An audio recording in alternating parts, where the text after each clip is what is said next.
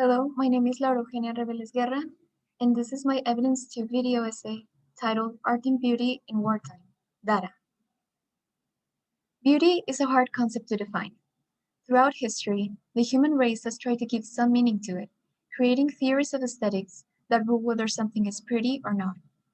One of the most popular and apparently obvious representation of beauty is found in art, which then becomes an interesting portrayal of a society's way of thinking in a certain context.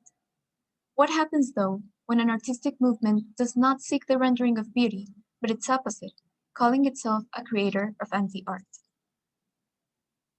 Such is the case of the Dada movement, whose birth dates back to 1916, in the middle of the World War period, when a great number of artists, war refugees in Zurich, Switzerland, began exhibiting their work at the Cabaret Voltaire, a mixture of art center with nightclub, opened by Hugo Bell and Emmy Hemmings.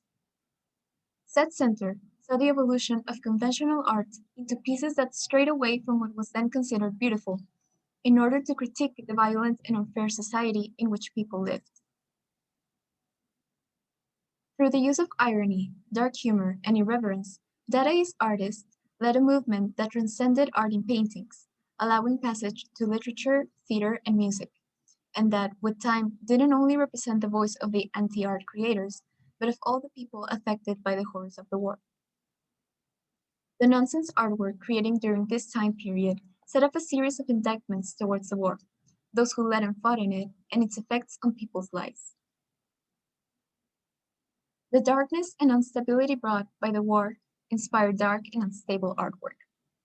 However, like previous art movements like post-impressionism, Fauvism, and Cubism, Dada anti-artists did not focus on reflecting feelings and experiences, but in criticizing a system full of disadvantages that went against rights that everyone deserved. With techniques such as the decontextualization of objects, also called ready-made, nonsense poetry, collages, and distressing theater plays, Dadaists called out those who forced others into exile, inequality because of social and economic classes, as well as gender, and the poor or no access to life, liberty, and peace.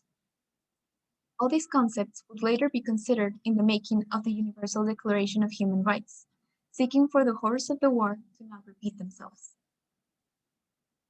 However, Dada is not only the pieces of anti-art creating during and a few years after the World War, for discussing it would be useless without also mentioning its impact on future movements and ideas. The 1960s witnessed the rebirth of Dadaism through the creation of Neo-Dadaism, which mixed Dada ideas with surrealism in order to, once again, comment on a reality that was not equally favorable for everyone.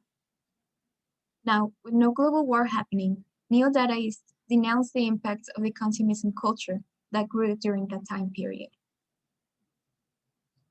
Dada, then, isn't just an artistic movement that by chance happened to go against everything art theory had established before. Instead, it was a social and even political rebellious movement, one that transcended the definition of beauty and aesthetics in order to gain a communicative value instead of an artistic one.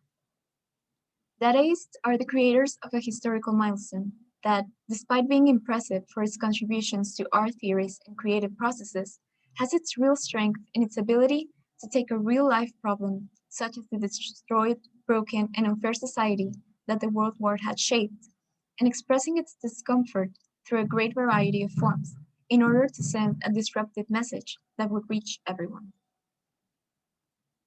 Thank you.